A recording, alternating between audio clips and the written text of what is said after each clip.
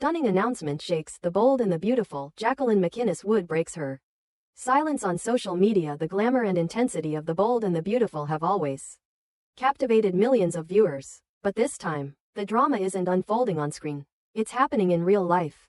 And it has left fans shaken, emotional, and overwhelmingly supportive. Jacqueline MacInnes Wood, who plays the fierce, beloved, and often complicated Steffy Forrester, has made a heartbreaking and deeply personal announcement that explains her extended absence from the show and confirms the speculation that's been circling among loyal viewers and fan forums for weeks. In a raw, emotional post on her personal social media account, Jacqueline finally spoke directly to fans.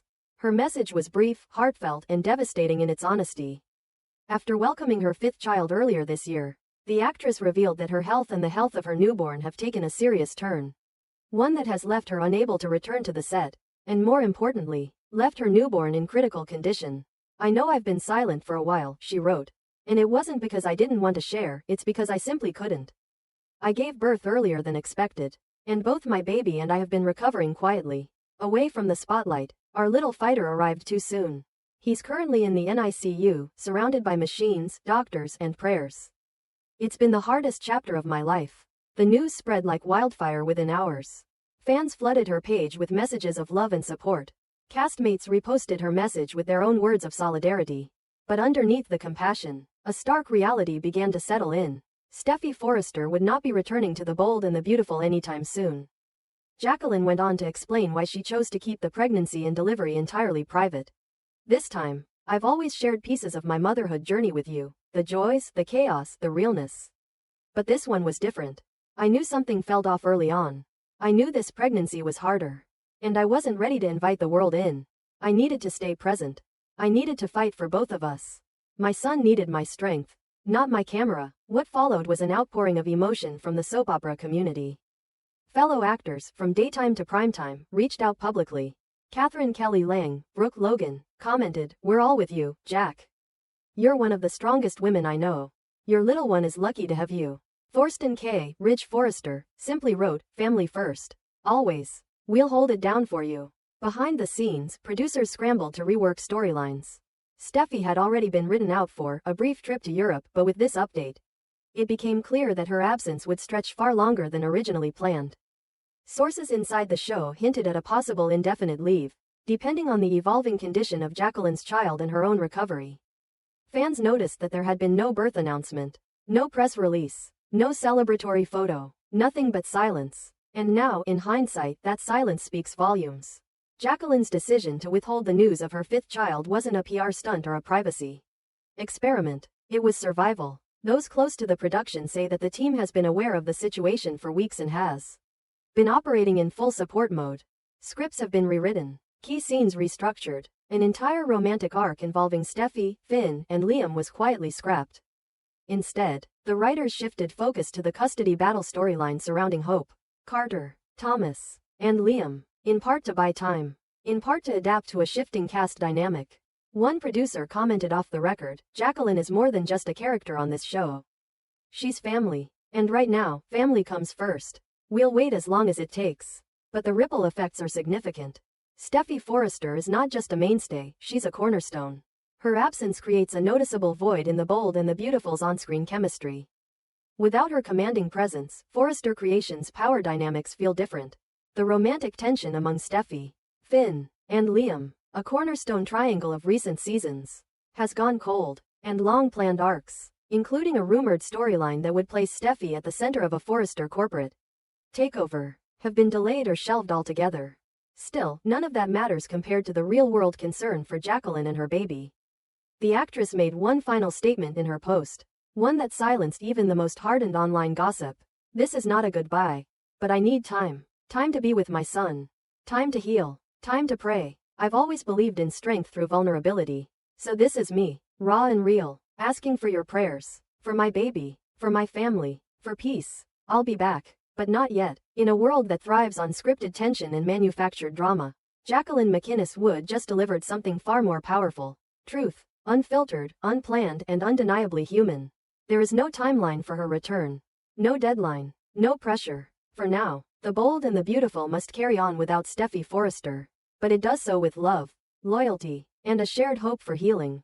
Until then, the stage lights may be shining, the scripts may be rolling, but one corner of the set remains dark, held open for a mother's return, when she's ready, and fans everywhere will be waiting. Quietly, respectfully, and with love, The Bold and the Beautiful, a target on the unborn. Dark truths and a Spencer scandal ignite a war whispers turned into wildfire. What started as a murmur behind Forrester walls had made its way into boardrooms, bedrooms, and back alleys. The news, Luna was pregnant. And the alleged father? A Spencer. A name that carried power, prestige, and an empire's weight, and apparently, secrets dangerous enough to kill for. Luna had only just begun to process the reality of her pregnancy when her world narrowed into threats and shadows. She hadn't gone public. She hadn't told the press.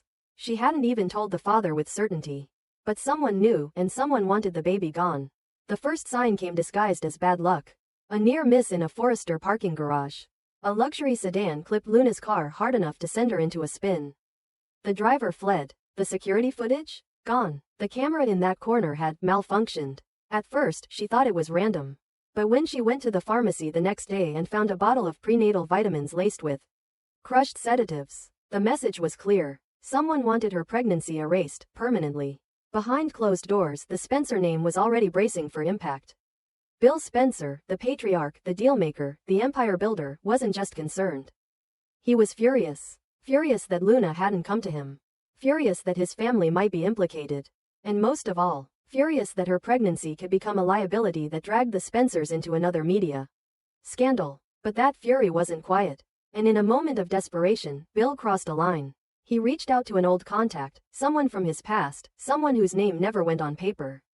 The request was vague but unmistakable. Make sure the problem goes away. Quietly, no names, no details. But the implication hung in the air like poison. Within 48 hours, Luna was nearly run off the road a second time. But this time, it didn't feel random. She confided in RJ.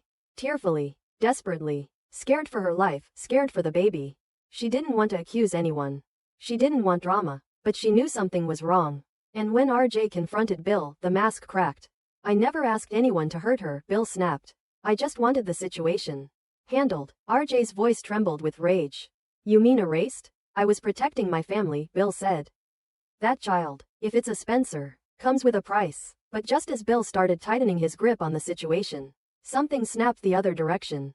The person he had contacted, the fixer, vanished. No digital trail, no returned calls. And then the twist came. Bill received an anonymous envelope. Inside was a flash drive. He watched the footage alone in his office, lights low, blinds closed. The video was grainy but unmistakable.